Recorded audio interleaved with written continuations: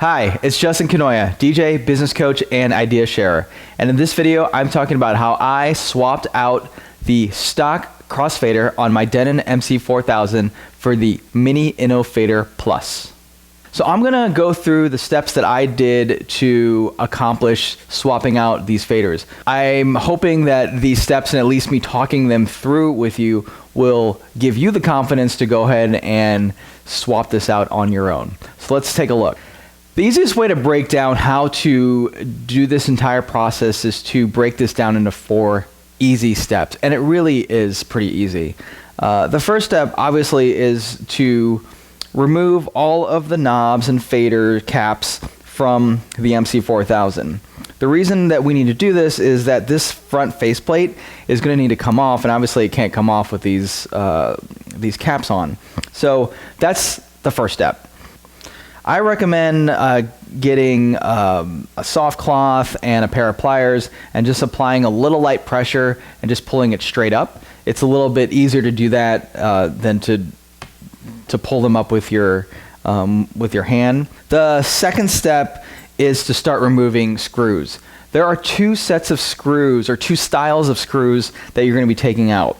On the faceplate itself, we have a hex style screw. The other set of screws that we're going to be removing will be on the underside, and these screws all are just standard Phillips head screws that you just need to get a small screwdriver and you'll easily be able to swap all of those out. Now the reason we're removing these screws is because there's 2 parts the 2 outer parts are going to come out. The first being this faceplate, and the second will be the bottom piece. The reason we need to access the back is when you flip it over, there'll be 3 circuit panels that need to be removed. And what those circuit panels are part of these knobs right here. So this is one circuit panel, and then there's a second one that are Q level, basically the monitors for the Q levels, and then the third one is our headphone jacks. I want to mention too that on these knobs, after you remove the caps on here, there is like a little nut and washer, and those, obviously the nut just screws off and the washer just comes out. That's what keeps those circuit boards in place. So once all of those items are removed, all your caps, what you'll then do is you'll flip it over. I recommend when you flip it over, just especially to protect your pitch faders, because it's a really thin little stem on there, is get a couple of blocks. I actually use yoga blocks, but you could probably get some 2x4s and put those on the jog wheels. That'll give something for it to rest on, and you won't be resting or potentially damaging the stems of the pitch faders. Now, once all those things are removed and we've removed the bottom plate and we're flipped over, what you'll need to do is unscrew those 3 circuit boards that I was talking about. You're not going to need to actually disconnect them. That was my biggest fear, was actually having to physically disconnect a circuit board and then have to worry about putting it back in.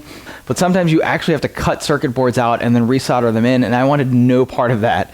The only reason we're having to remove those circuit boards is because the knobs of where those circuit boards are attached to prevent us from lifting the faceplate straight up, and that's the only way we can remove the faceplate, and that's the only way we can access the crossfader. So you'll see those 3 circuit boards. They are just attached by these really tiny Phillips head screws, and just unscrew all of those, set them aside, and then the circuit boards just gently, you can just give them a little pull, and they just pull out of the holes that they're in. And now once all of those are out, you can easily lift straight up the faceplate.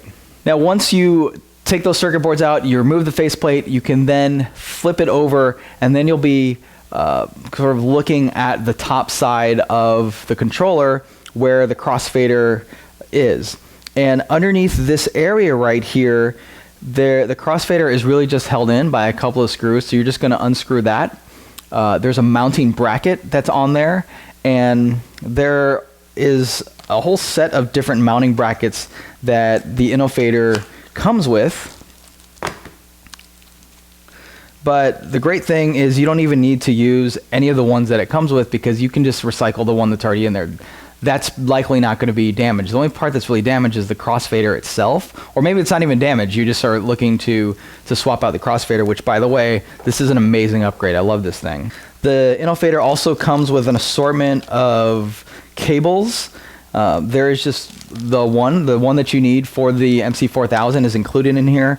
I believe it's one of these 3-pin ones, and this again is just an easy plug and play. If you've plugged anything into a wall or connected anything, this is really easy. You're just going to unplug the old crossfader and plug in the new cable and plug the Innofader in.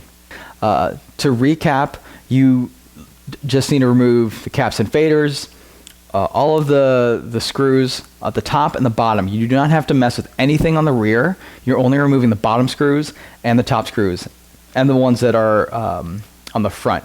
So that's a real brief overview of the steps that I took to replace the stock MC4000 Crossfader with a great new mini Innofader Plus. If you have any questions about swapping out the crossfader specifically on an MC4000, go ahead and put it in the comments below. I'd be happy to answer them for you. Would love to interact with you on that front and help you through this process, because I know I kind of spent a few minutes every time kind of staring at different parts of it, thinking, okay, does this part come up, and kind of tugging at certain things once I finally figured it out. Hopefully that was helpful for you. If it was, go ahead and hit like. Share it with your friends, especially anyone else that has an MC4000 and is looking to possibly replace the stock crossfader on there. Hopefully this will be a big help to you or any of them. I am DJ Kanoya, and I will see you next time online.